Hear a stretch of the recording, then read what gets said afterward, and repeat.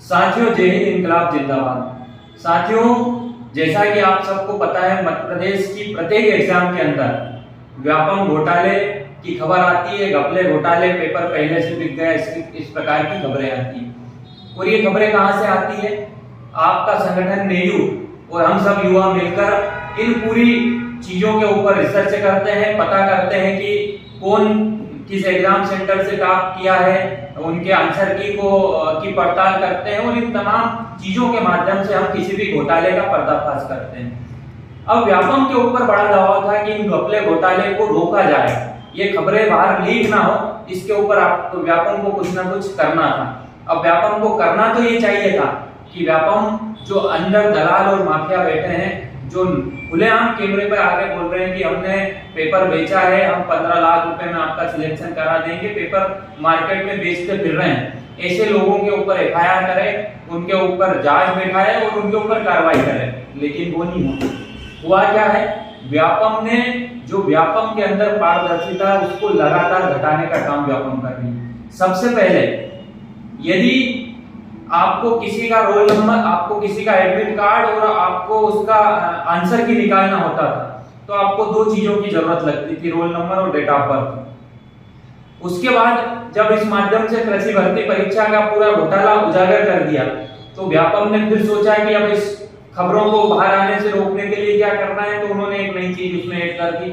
Application number उन्होंने compulsory कर दिया, उसके साथ डेट ऑफ बर्थ और टीएसी कोड, ये तीन चीज चाहिए रहती थी, तब जाके आप किसी का एडमिट कार्ड और आप उसका आंसर की निकाल सकते थे, आंसर की। अब इस प्रक्रिया में भी हम लोगों ने पटवारी भर्ती परीक्षा का पूरा घोटाला सामने ला के रख दिया। सारे लोगों के एग्जाम सेंटर हमने बता दिए, साथों के साथ किस एग्जाम सेंटर से टॉपर आए थे, सब पूरी जानकारी बाहर आ गई। फिर व्यापम के ऊपर दबाव आया कि घपले घोटाले को रोकना है, इसके लिए आप कुछ कीजिए।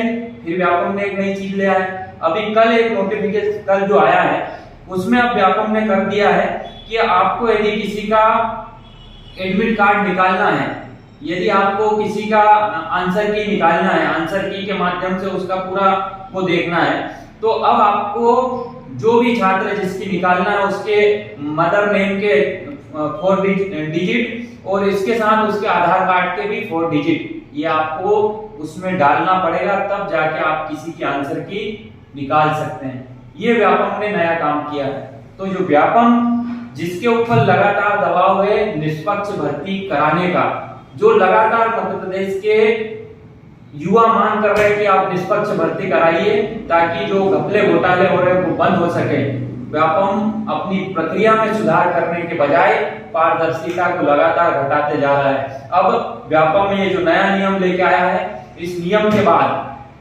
कोई भी किसी भी व्यक्ति के आंसर की को नहीं देख सकता है। और जब आपके पास किसी का एडमिट कार्ड नहीं होगा, जब आपके पास किसी की आंसर की नहीं होगी, तो आप फिर घपले घोटाले के सबूत जुटा नहीं पाएंगे। जब आप सबूत नहीं जुटा पाएंगे, मीडिया के सामने चीजें नहीं आ पाएगी, आम लोगों के सामने, आम युवाओं के सामने चीजें नहीं आ पाएगी, तो सब लगेगा सब चंगा सी, कोई दिक्कत ही नहीं है, सब चंगा सी, कोई दिक्कत ही नहीं है, सब ठीक चल रहा है, कोई घपला घोटाला हो नहीं रहा है, जबकि सब चीज वैसी की वैसी चलेगी। अब आपके सामने नहीं आएगा, सब पर्दे के पीछे चलेगा। और साथियों, सब हो क्यों रहा है? इसलिए हो रहा है कि क्योंकि मध्य प्रदेश का युवा है वो केवल अपने निजी स्वार्थों में है। मध्य प्रदेश के युवा को लगता है कि चलो 7,000 में से 4,000 बिक गई, क्या दिक्कत, 3,000 तो बची है ना, 3,000 में से एक मेरी है, मेरा एक तो सीट चाहिए ना, मुझे 4,000 बिक गई, बिक जाने दो, मुझे क्या करना है। तो जब तक आप लोग तैयार नहीं होंगे, आप लोग इन सब चीजों के लिए लड़ाई नहीं लड़ेंगे, आप सब लोग इस चीजों का विरोध नहीं करेंगे। आज व्यापम ने जो ये नियम निकाला, इसका विरोध हम सबको करना पड़ेगा। क्यों निकाला?